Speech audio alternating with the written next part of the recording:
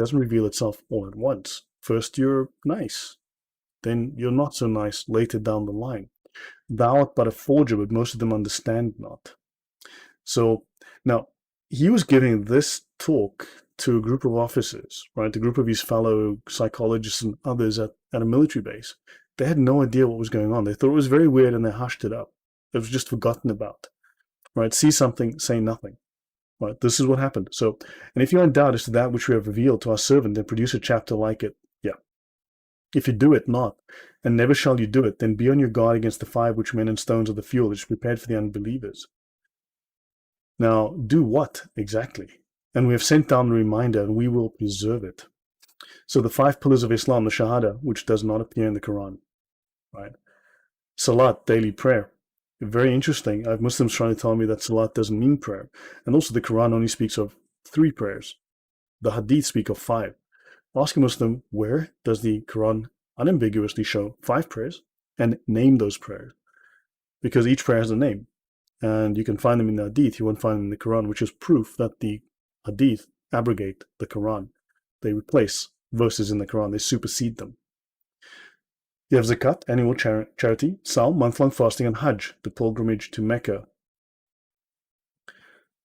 Morning, noon, sunset. Yeah, those are the 3, but then there's 2 more within the Hadith. So that's an interesting problem for them. That's very clear proof that the Quran is abrogated by the Hadith. Then articles of faith, believing the following: in Allah, in the angles, yeah, Gabriel and Michael, probably known as the right angles. That was a joke. Books of Allah, the Gospel, the Torah, the Quran, okay? Except Islam obviously unambiguously states that Christianity and Judaism have been abrogated by Islam, and they are din al-batil, they are cancelled, they are void, they are worthless. Then you have the prophets, Abraham, Jesus, Muhammad. Interesting, there was no Quran around at the time of Abraham, and there's no evidence of Islam being practiced.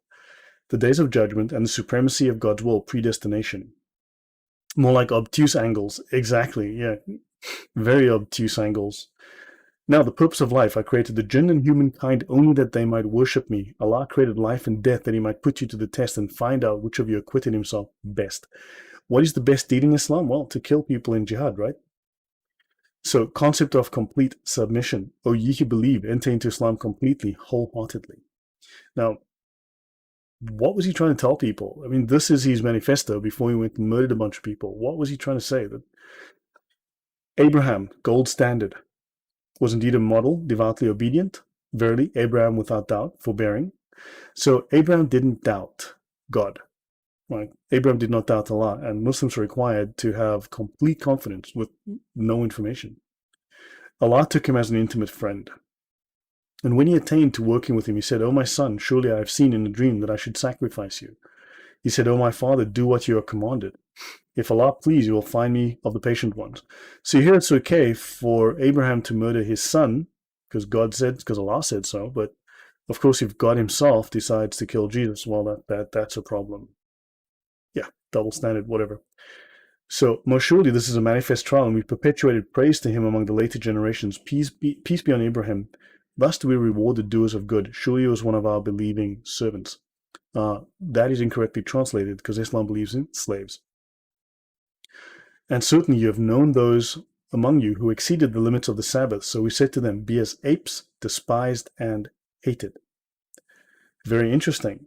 Right? So in this case, let's have a look at what this says here. Tafsir ibn Abbas, this at the time of David, how we said unto them, be ye apes, despised and hated, turned into humiliated and base apes. Yes. These were the inhabitants of Eilat. Eilat is, as you know, in Israel. And we said to them, be apes, despised, rejected, and so they became so. They died 3 days later. That's Tafsir Jalalain. So the Quran says, and Muslims believe literally, and of course there are those who argue it's not the case, so yeah, they need to make up their minds, that the Jews were literally turned into apes and pigs.